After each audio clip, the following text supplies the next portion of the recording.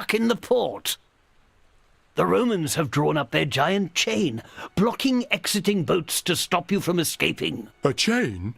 They haven't invented the wheel, but they've come up with a chain. The Romans didn't invent it. This is pure Tyre-made. It's a local chain. Roman, Tyrian, whatever.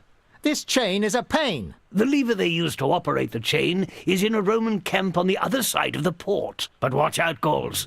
The Roman troops here are on another level. Come on, Obelix. We've got to find a way of getting rid of the chain. Economic crisis, don't move. We'll be back. And if anyone asks, economic crisis, say we've gone that way and we're part of a chain gang. Thank you, Gauls. But don't leave yet. I need your help. Help? Unfortunately, we're in a bit of a rush. We've got work to do. Listen, my name's Stance. Resistance. I am the leader of the Phoenician resistance. Tell us what we can do for you, Resistance. The Romans are destroying our most beautiful Phoenician buildings and replacing them with their hideous ones. Yet another way of chaining us down. We've got to stop them. I'm sorry to bother you, but all their constructs are really weighing on me. We'll help you, Resistance, if you help us get our revenge. Consider it a deal, Gauls. Come by my place and climb up to the rooftops to get through the Roman site. Let's go, Obelix. Economic crisis, we have good news. We've opened up the port. Wonderful news. Yes, now you can take us to Crete. So now I'll have to close my stall for yet another complimentary trip. Don't worry, economic crisis. We'll be quick. And soon you'll be back in Tyre. In that case, let's get a move on. Time is money. And to put it poetically, so Asterix, Obelix and Dogmatix set sail for free on a journey without risk, a voyage without storm, without rain nor sleet, all the way to beautiful Crete.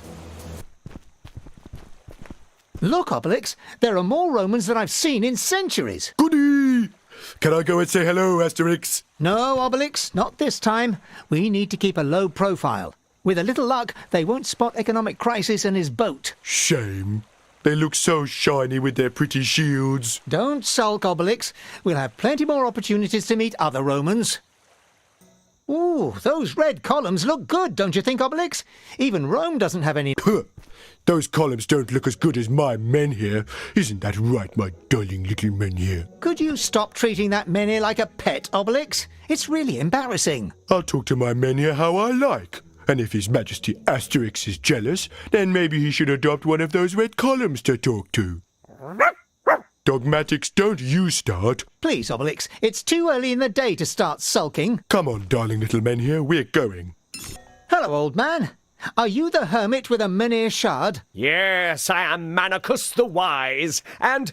A shard? What shard? Oh, yes, the shard. To ask a question about the shard, you'll need to answer a question of mine. Sure. Ask us what you like and we'll answer. It's a riddle, an enigmatic enigma of a riddle. This Cretan is crazy. What riddle is he talking about, Asterix? Listen to the riddle. Here it comes. I am a liar. If that's true, it's a lie. But if it's a lie, I speak the truth. So we're meant to say whether it's true or false, Asterix? If we want the truth, we can't go wrong. But if we say it's true and it's false, we'll be truly wronged, and the wrong will be right. Ain't that the truth? The answer to your enigma, Manicus, is that there's no clear line between the true and the false. Right answer. Full marks to the little one with the moustache. Bravo! You passed my test. What do you want to know? What we agreed on, Manicus. Where is the shard? Ah, yes, the shard. Where is the shard? That is the question. Could you focus, Manicus? Time is getting on and... The chasm! The chasm makes me spasm. And after the chasm comes the abyss. And in the abyss lies the shard. The shard is in the abyss? That's what I just said. You're not paying attention, Gaul. But where exactly in the abyss? Where? Stop wailing at me, won't you? The shard was lost down the abyss. Watch out for the doomed labyrinth, you unfortunate Gauls. Come on, Obelix. Let's let Manicus get some rest while we go and explore the abyss. What a fall! Everyone okay? Me and Dogmatix are, but my men here is vibrating weirdly. The final shard! The crystal menhir is now complete, Obelix! That's good news. We can finally go home and eat some boar.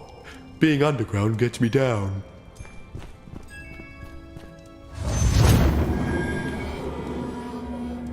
By Tutatis, the crystal menhir can order metals around. Think you could order us in some boar or something, Asterix? Don't talk rubbish, Obelix.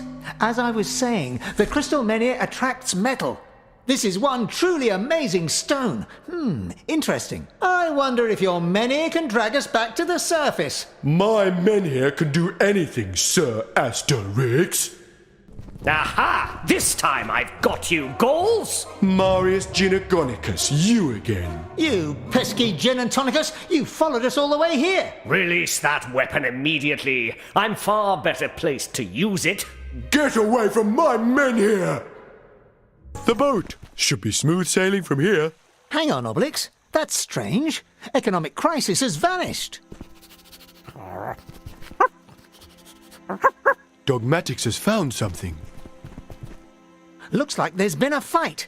It was those Romans again, no doubt about it. The ones with the brand new shields? Great! I think we should pay them a quick visit, Obelix. We'll show the Romans my menhir's new power. Heavens, you're here. They imprisoned me for almost no good reason. By Bell, since when have we had to pay for parking around here? Don't worry. We're always there for our friends. We've managed to... You've managed to collect all the shards? Bravo! Gedivix said that once it was complete, the crystal menhir should point the way to Avena. Yep, my menhir is definitely talented. A menhir capable of identifying its manufacturer is pretty strange. Shh! It's saying something. Menhir talk cannot be understood by us mere mortals, economic crisis. Menhir, menhir, in my hand, where is Avena across the lands? Incredible! It works! Do you know how to get there, economic crisis? Yes, Skulls, and so do you. All roads lead to... Rome!